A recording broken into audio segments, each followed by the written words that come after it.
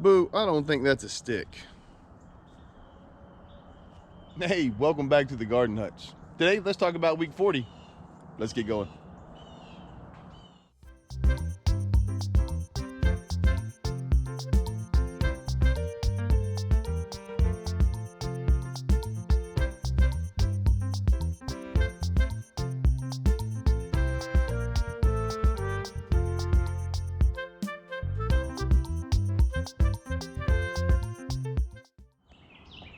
So week 40 was fantastic. The weather has started to change. Fall feels like it's finally here. Our evening temperatures one night got down to 39, which is kind of exciting in a way and sad in another, right? You know what I mean? It's sad because our tomatoes are pretty much done at this point. Tomatoes don't like the cold like that. Our peppers, however, they're still sticking around. We'll take a look at those here in a bit. But the most important part is that our greens and lettuces have started to thrive. What I want to do today is let's just take a real quick jaunt through all of the gardens here, and we're going to go over what we're going to do these upcoming weeks to get ready for the fall/winter gardens, and I'm excited about the progress. So just a real fast update. I know we've shown this before, but look at the lettuce here and how well it's doing. We did have something came in and clipped my lettuce off in these two spots. We replanted them. Hopefully they're going to be coming back up. The one thing I wanted to show though is if you get in here between these big lettuces or these bigger things like right down in there, you'll see the small lettuces coming up. What we did was we went through this past week and just sort of supplemented in these small areas, because again, we're going to start harvesting these big lettuces here in just a couple days. That'll make more room for the bottom, and we'll have a continuous supply of lettuce coming out of these beds. You can see Beansy the garden cat. He's waiting to get in the garden this morning. Check out the basil. It's falling all over the place. It's starting to go to seed a little bit, so we have taken advantage of that over the last couple days. We've made some pasta dishes and that sort of stuff, just because, you know, after I don't know, middle of October or so, it may be a while before we get fresh basil again. Our pepper plants, you can see, like, they're not too wilty or dying back or anything. The problem is that the peppers are taking a longer amount of time to ripen, right? So we use our jalapenos before they turn red because we don't really care for the heat so much. But the pimentos, you know, you have to wait for those guys to turn red. And while we're in here, you can see we've let this started to go to seed as well. The problem with this time of year is it just becomes way too much to keep up with, because that's what the basil naturally wants to do this time of year, is to go to seed. So we just let it do its thing right now. There's enough leaves on here that are nice and tender for us to be able to use for the rest of what we want. This brings me to the sad part. Look at my poor tomatoes. We are still getting some tomatoes, but they're not, I don't know how to describe it. They're not as good as they are in the summer. They don't have as much time in the sun, so they're not as sweet. We've lost, you know, probably 4 or 5 hours or so of daylight so far. And that really affects how the tomatoes turn out. But the greens in here are still doing pretty good.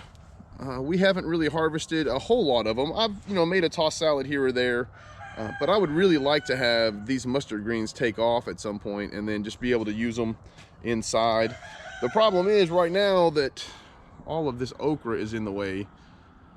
Okra doesn't care for the cold, so we're just getting, I don't know, we're gonna fill up 1 more gallon bag, I think, of sliced okra for soups and stuff for the winter time. And then I'm gonna pull this out. That should really help those greens take off. And then we can see here the turnips are coming along really nicely. The whole idea with these, of course, is to let them go to turnip root so we can have a bunch of turnips this winter. I'm not sure how it's going to work out. This old garden doesn't quite get as much sun in the winter time as the other ones, but we'll see. Look at those marigolds, man. We're going to do marigolds down here from now on. I dig the way that looks this time of year, yo.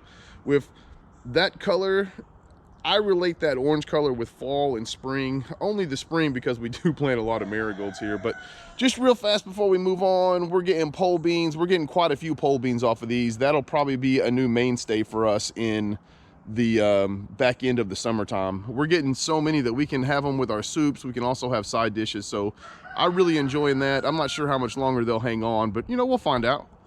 And then our cucumbers, they're not getting massive, but we are getting enough cucumbers to have with our salads regularly. Not like every day, but there's enough of them. I'm sure you can tell from the flowers that, you know, they enjoy the not direct sun, but cucumbers don't care for the super cold either. So I anticipate as we head closer and closer to November, these guys are going to start cutting back production quite a bit. Okay, so now we're at the top garden. This is really what I wanted to discuss mostly today. So we'll probably spend the rest of this video in here. I want to point out before we do, I did have a chance to go through and mulch. It's not quite ready yet. I have to water everything in whenever I put in the new seeds and such. So I'm going to do that and let the mulch settle, and then I'm going to go back through and pile it back up. The idea is by the time the winter gets here, I want it packed in really nice and good and almost to the top of my boxes. So as it settles through the winter time, I don't lose too much of that in the spring, and it's going to help me keep down on the weeds at that time. You can see Beansy the garden cat. He's already in here waiting for us this morning. They really like the change in temperatures. Just real quick, I wanted to point out our carrots are doing much better than they did in the springtime. I believe part of that is because we added the sand, but even a bigger part of it was I did a better job of seeding it. And I keep Beansy out of this bed as much as possible. I think he had a bit to do with what happened in the springtime. I know, buddy.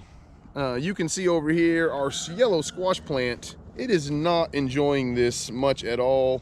We've got one batch on here. We'll probably, a couple squash we're gonna let come, and then we're gonna pull this out.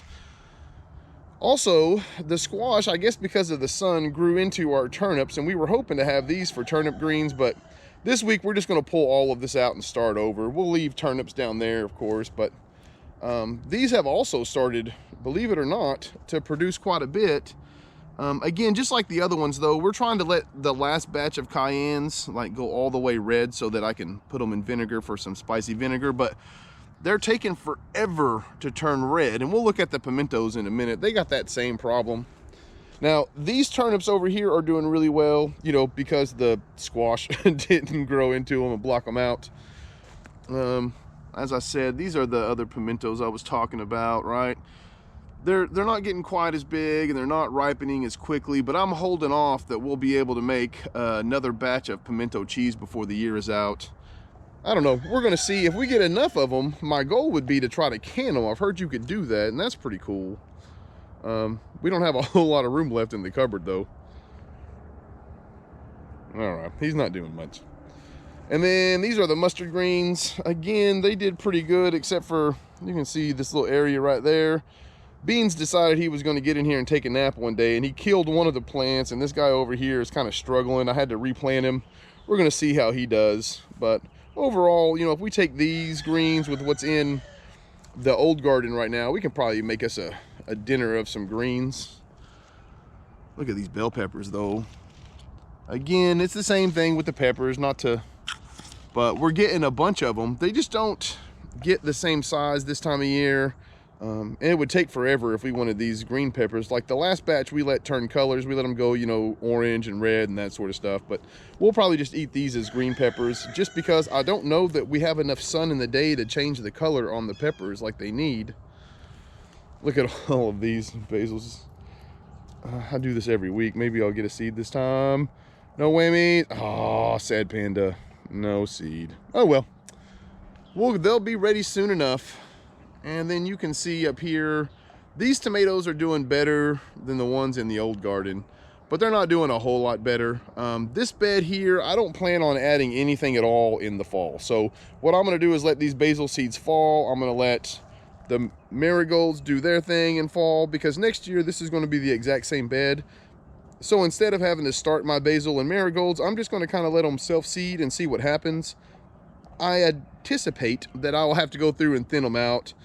But you know what? I'd rather do that, let nature kind of take its course and the survival of the fittest. Beansy, you're going to get stepped on, buddy, if you're not careful. He loves to be right under your feet when you're in the garden. And it's fun, but at the same time, sometimes he can be a bit of a pain in the rear end, sleeping on my mustard green. So you can see over here, it looks like our purple holes, they're just now finishing up.